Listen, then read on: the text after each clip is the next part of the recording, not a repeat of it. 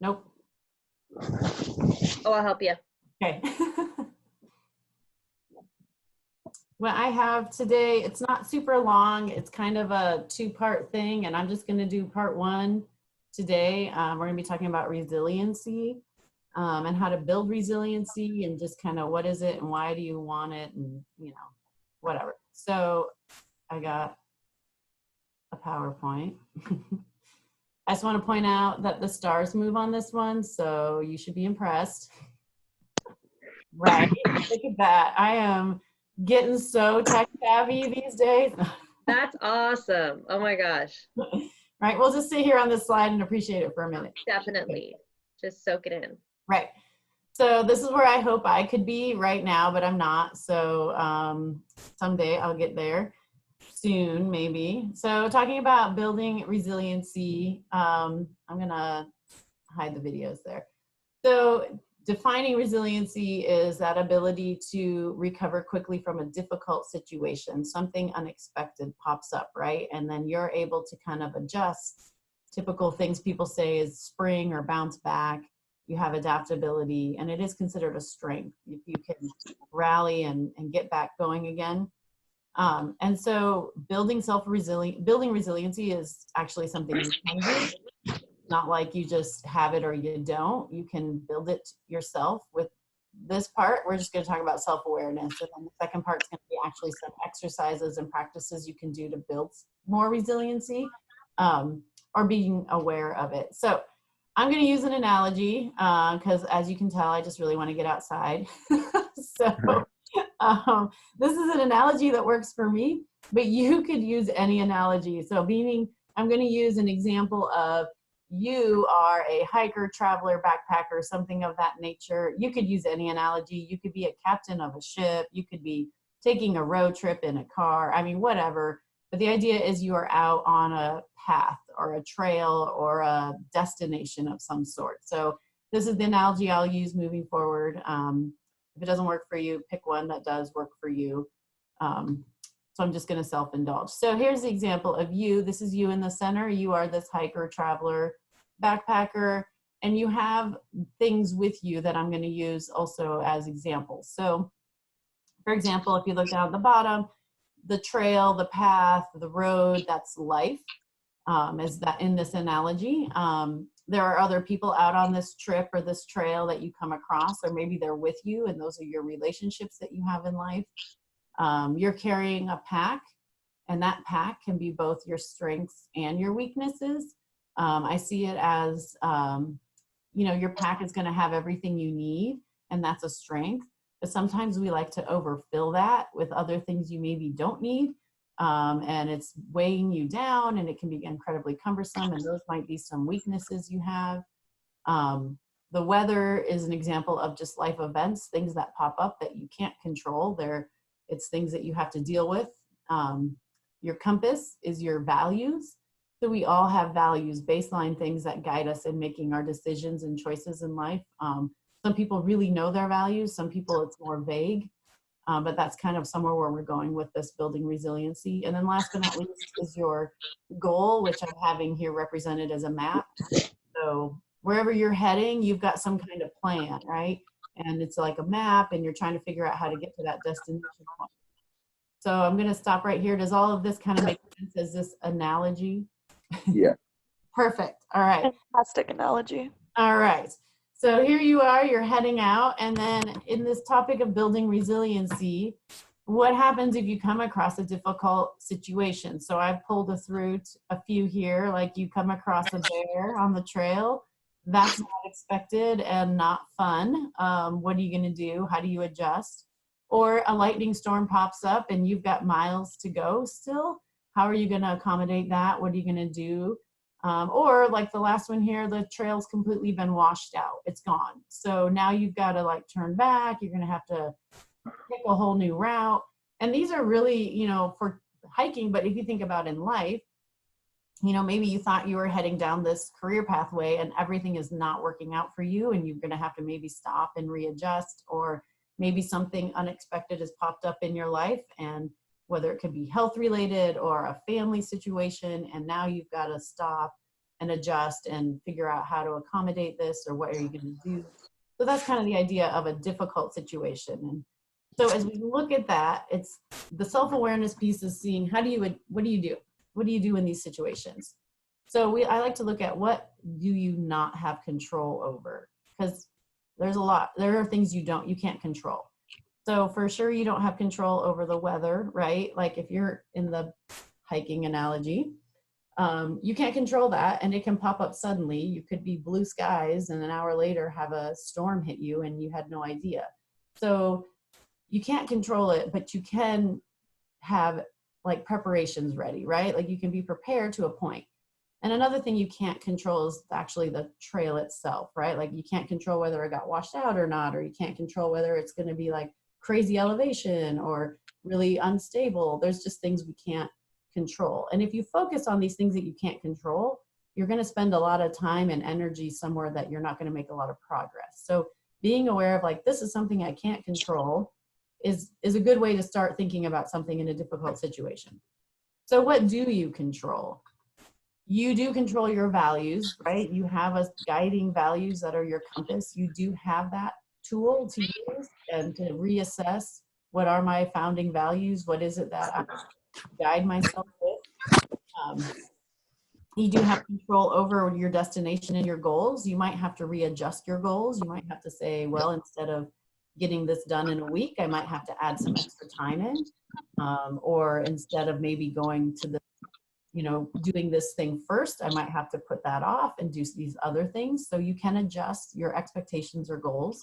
And you do have control of yourself, right? And by yourself, I'm meaning your thoughts, your emotions behind those thoughts. Like when something hard comes up or unexpected, we tell ourselves a story.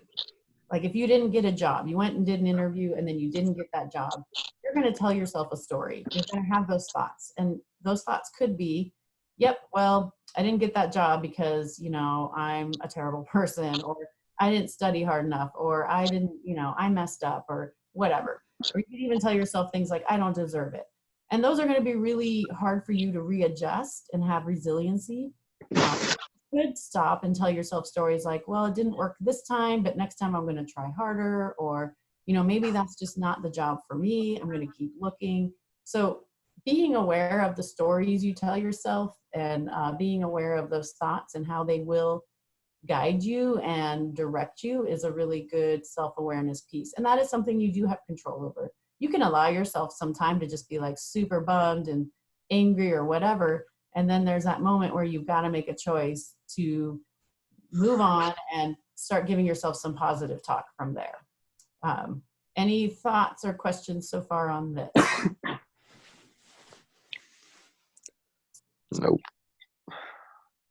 I'm going to move to the last one, which is there are things you have influence over. So you can't outright control them, but you can have influence. You can sway how they work out. So the first one is your relationships with people in your life as they come and they go, as they stay. You do have influence over that. You can, be a friend, you can be an enemy, it can be positive, it can be negative. You can, work to collaborate and build kind of a great like family network, all those kind of things. You can't control them. You can't control how much they want to be with you or, their thoughts and feelings, but you can be a positive or negative influence in them.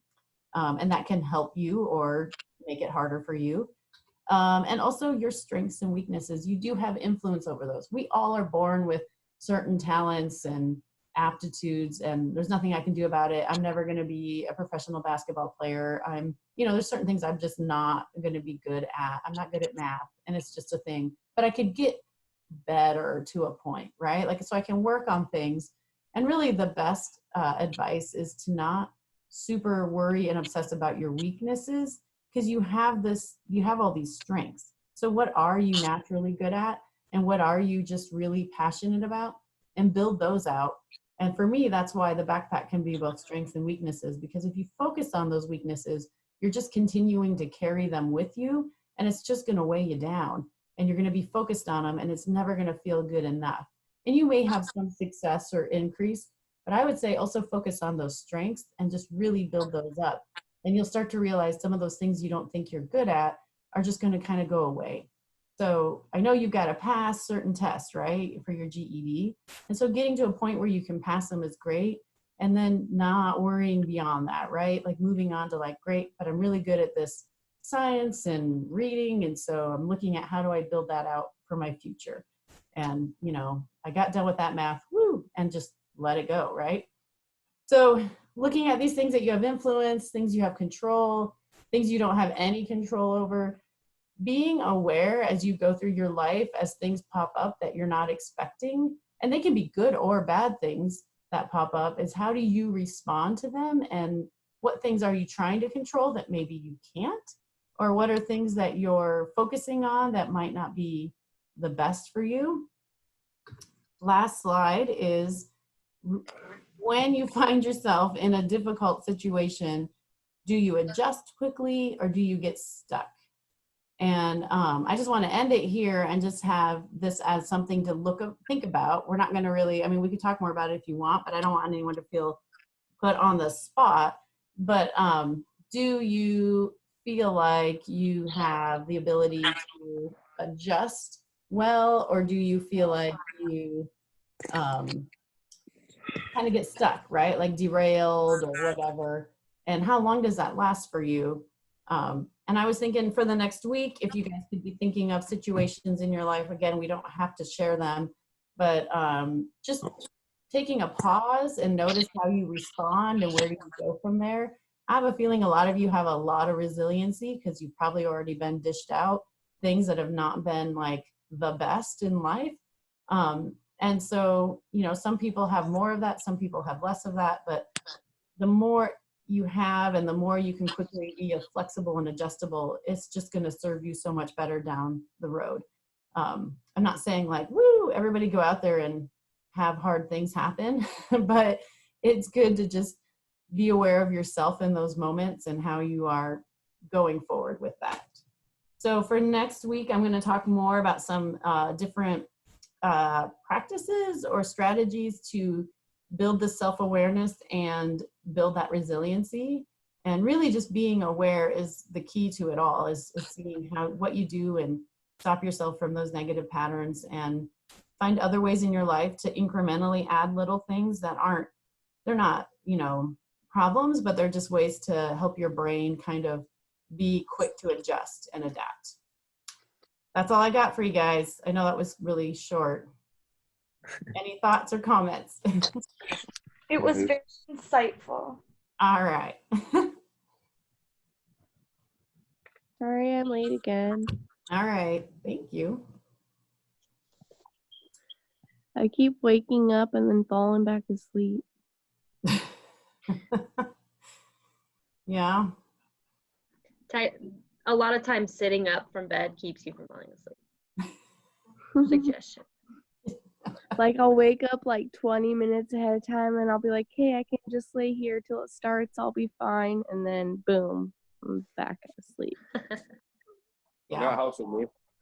Might sound kind of weird, but pacing.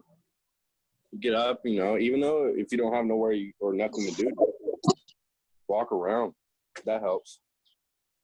I have the same problem. I gotta get up, otherwise I'll crash the fuck out. Yeah. Yeah. If I stay in bed, I'll just sleep. Yeah. I know people who once they're awake and they can't go back to sleep. Yeah. Not my problem. Not my issue either. No. I can always go back to sleep. I used to be that person, and then I had kids, and I think I'm spending a lifetime of catching up on lost sleep. So, Yep. So Yeah. really, Yeah. I went and did a thing the other day. I went and got I got a red nosed kitty. Aww. Oh, wow. Tank. That's so He's a sweet. sweetheart.